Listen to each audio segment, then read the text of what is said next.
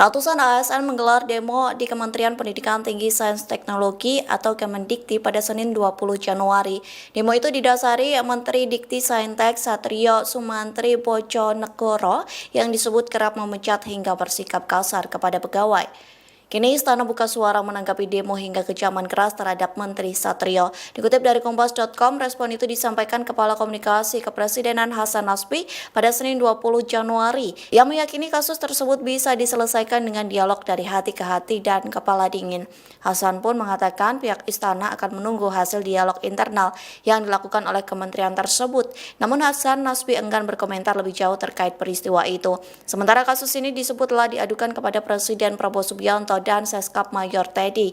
Hal itu disampaikan anggota Paguyuban Dikti Neni Herlina pada Senin 20 Januari. Yang menyebut pelaporan itu disampaikan salah satu mantan pimpinan di Dikti Saintek. Seusai pelaporan tersebut, anggota DPR RI Partai Gerindra Titik Soeharto memberikan respons. Neni mengatakan Titik ingin bertemu dengan dirinya, namun Neni tak menjelaskan lebih lanjut terkait rencana pertemuannya dengan Titik Soeharto. Download Tribun X sekarang. Menghadirkan lokal menjadi Indonesia.